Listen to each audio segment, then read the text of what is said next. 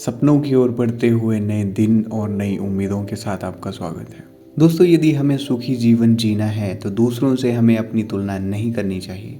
जब भी आप अपनी तुलना किसी और से करते हो तो आप ओवर थिंकिंग का शिकार हो जाते हो। अगर कोई व्यक्ति आपसे नीचे की लेवल का है तो आपका मन खुश हो जाता है और आप इसी खुशी में आलसी का जीवन जीने लगते हैं। यदि तुलना करने वाला व्यक्ति आपसे ऊपर की लेवल का है तो फिर आप अपने आप को एक नेगेटिव सोच में डाल देते हो। दोनों स्थितियां हमारे लिए बहुत ही नुकसानदायक है। हमें अपनी वर्तमान स्थिति में संतोष करना चाहिए। इसका मतलब यह नहीं है कि आगे बढ़ने का प्रयास नहीं करना चाहिए, पर जिस प्रकार चिंता और चिंतन दोनों शब्द में अंतर है, उस प्रकार आलस और संतुष्टि में भी अंतर है। यदि आप अपनी वर्तमान स्थिति में खुश और संतुष्ट हैं तो हमें आगे बढ़ने का पूरा प्रयास पूरे मन से करेंगे और उसमें सफलता भी मिलेगी। यदि आप वर्तमान स्थिति में संतुष्ट नहीं हैं तो हमारा किसी भी अन्य काम में मन नहीं लगेगा और हम आगे नहीं बढ़ सकते। इसलिए जीवन में संतुष्टि और आगे बढ़ना एक दूसरे के लिए सहयोगी शब्द है। दोस्तों, मैं चाहता हूं कि आप जीवन में हमेशा आगे बढ़ें। जब आप अपनी वर्तमान स्थिति में संतुष्ट होंगे तभी आपके अंदर एक आशावादी विचार उत्पन्न होगा। जब आप अपनी जिंदगी से असंतुष्ट होंगे तो कोई भी नया विचार आप नहीं अपना सकते। आइए इसे एक कहानी की मदद से समझते हैं। दोस्तों, एक व्यक्ति रोज पत्थर तोड़ने का काम किया करता था। वह घर से थोड़ा दूर एक पर्वत पर जाकर पत्थर तोड़ता था और उससे ही वो जीवन यापन करता था। अपने परिवार और अपना पालन पोषण वह अच्छे से कर पा रहा था। सब कुछ संतुष्टि से चल रहा था। पर एक दिन उस व्यक्ति ने सोचा कि हम जीवन भर यही काम करते रहेंगे तो हमें जिंदगी में कभी भी आराम नहीं मिलेगा।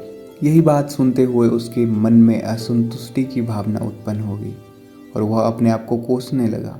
असंतुष्टि की भावना के कारण उसे रातों को नींद आना बंद हो गई। वह हमेशा सोचने लगा कि मुझे कुछ बड़ा करना है। जब वह व्यक्ति एक रात को सो रहा था तब उसे सपना हुआ। जब वह पत्थर तोड़ने जा रहा था और रास्ते में उसे एक बड़ा सा घर दिखाई दिया।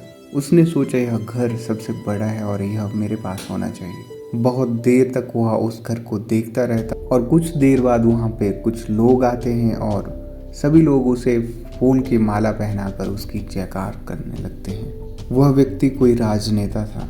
उस पत्थर तोड़ने वाले ने सोचा यह बंगला तो बड़ा नहीं है लेकिन वह व्यक्ति बड़ा है। सब उसको बहुत ही आदर सत्कार दे रहे हैं। अब वह व्यक्ति सोचने लगा कि मुझे वह घर नहीं चाहिए, मुझे एक नेता बनना है। वह घर और उस नेता को धूप में खड़े देखकर पत्थर वाला पसीने से तरबतर हो गया। फिर उसने ऊपर देखा और उसको सूरज दिखाई दिया। तब उसने सोचा कि मुझे सूरज बनना है जो इतना ऊपर चमक कर सबको रोशनी देता है। मुझे भी पसीने से कितना तरबतर कर दिया, अब मुझे सूरज बनना है। वह सूरज की ओर देख ही रहा था तभी एक घना बादल आया और सूरज को ढक दिया। पत्थर तोड़ने वाला व्यक्ति ने सोचा यह बादल तो इससे भी बड़ा है जो पूरे सूरज को ढक दिया है। वह व्यक्ति बादल को देख ही रहा था तभी हवा का एक झोंका आया और बादल को दूर लेकर चला गया और वह व्यक्ति देखता रह गया कि यह क्या हो रहा है। वह व्यक्ति सोचने लगा कि हवा सबसे ताकतवर है तो मुझे हवा बनना चाहिए। यह बात तो व्यक्ति सोच ही रहा था कि हवा एकदम पहाड़ से जाकर टकराई और उसने अपनी दिशा मोड़ दी, पर पहाड़ इससे टस से मस नहीं हुआ।